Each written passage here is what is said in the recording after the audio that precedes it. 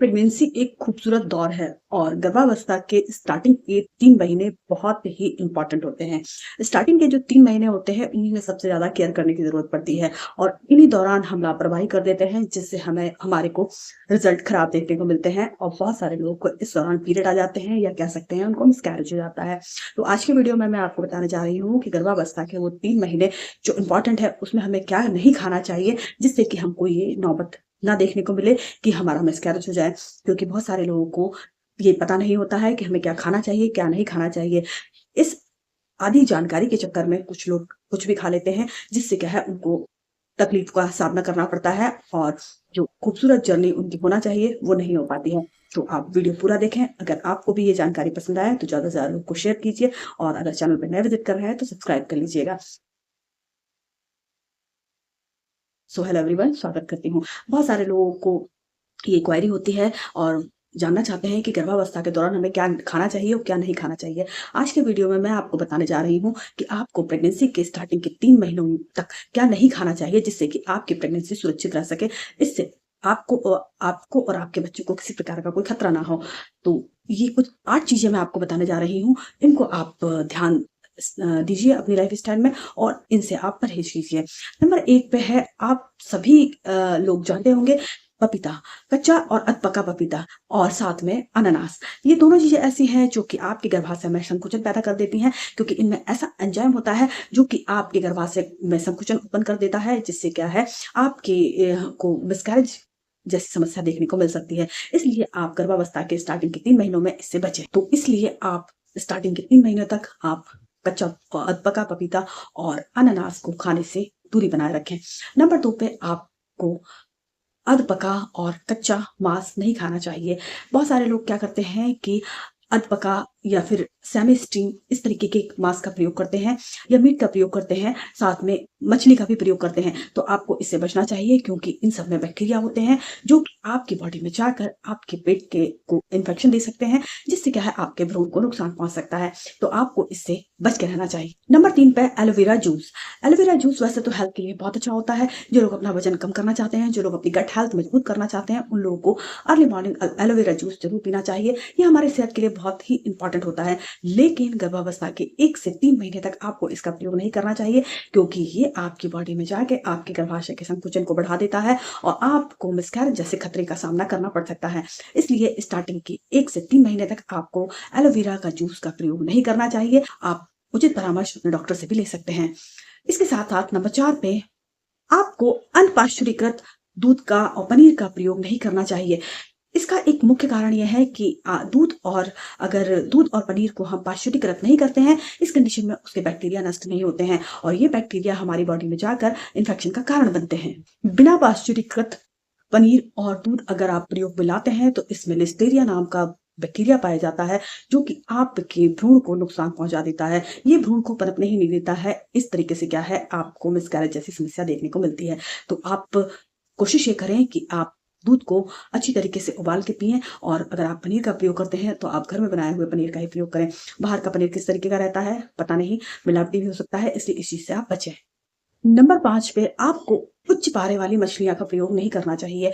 भारत में कई ऐसे स्थान हैं जहाँ पर उच्च पारा पानी के अंदर पाया जाता है और वहाँ के लोग अगर उस पारे वाली मछलियों को खा लेते हैं, तो ये आपके भ्रूण को नुकसान पहुँचा सकती है।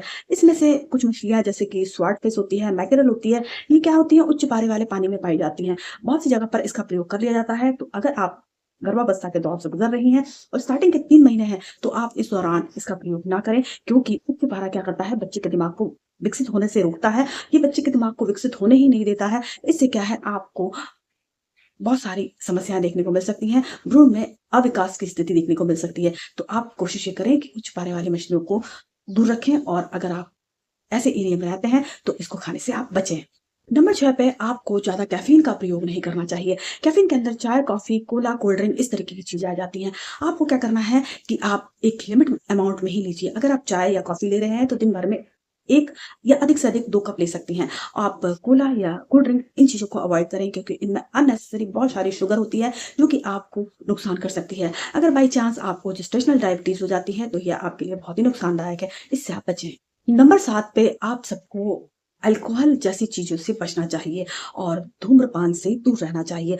बहुत सारे लोग जो अल्कोहल का प्रयोग करते हैं, उनसे दूरी बना के रखना चाहिए उनको, क्योंकि ये भ्रूण को सीधा नुकसान करती है। भ्रूण में बहुत सारे विकृत दोष उत्पन्न कर देती है, जिससे क्या है, आपको गंभीर समस्या देखने को मिल सकती है। इसके साथ-साथ आपको धूम्रपान से भी दूर रहना चाहिए। मैं ये नहीं कह रही हूँ कि बहुत सारे लोग धूम्रपान करते ही होंगे। अगर आपके आस-पास कोई धूम्रपान कर रहा होगा, उससे भी आपको दूरी बना के रखनी है, क्योंकि ये भी आपको उतना ही नुकसान करते हैं। आपके बच्चे के फेफड़ों को के विकास को ये अवरुद्ध कर देते हैं और उसमें ब्लड का सर्कुलेशन प्रभावित कर देते हैं। तो आपको इससे दूरी बना के रखनी है, इस चीज़ का आपको विशेष ध्यान रखना है।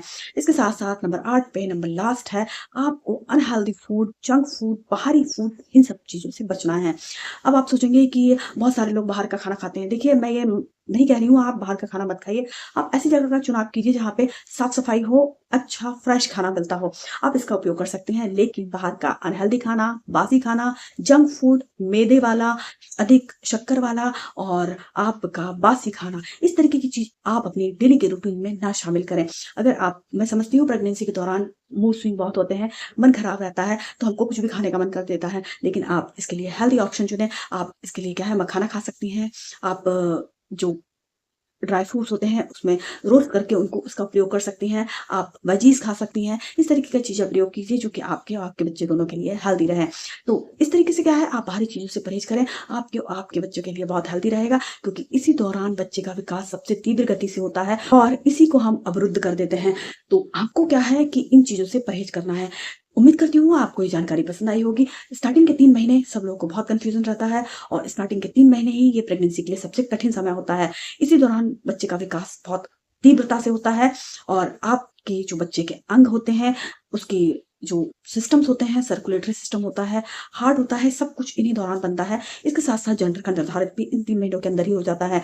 तो आपको क्या करना है, अपना और अपने बच्चे का ख्याल रखना है, क्योंकि इसी दौरान आपको बहुत सारी चीज़ें फ़ील होती हैं। आपको आपकी बॉडी के अंदर वीकनेस भी फ़ील होती है, आपकी बॉडी के अंदर कैल्शियम की नीड भी होती है, क्योंकि आपकी जो शरीर होता है, जो दूसरे एक जीव को पाल रहा होता है, तो वो उसके पोषण में लग जाता है और आपका ध्यान नहीं रख पाता है। इसलिए आपको अपना ध्यान खुद रखना है, इसके साथ-साथ आपको अपने बच्चे का भी ख्याल रखना है। समय-समय पे आपको डॉक्टर के यहाँ विज़िट करना है, उनके बताए हुए बातों को आपको फ़ॉलो करना है, जो वो दवाइयाँ देते हैं, जो चीज़ें बताते हैं, उनको आप फ़ॉलो कीजिए। उम्मीद करती हूँ आपको जानकारी पसंद आई होगी। आपके आस-पास अगर कोई भी गर्भवती स्त्री हो, जो इस दौरान इस फ़ेज़ को फ़ेस कर रही हो, तो आप उसको ये मैसेज ज़रूर भेजिए, उनके लिए लाभदायक होगा और आप ज़्यादा से ज़्यादा लोगों को इसको शेयर कीजिए। अगर जानकारी पसंद आए तो सब्सक्राइब कर लीजिएगा।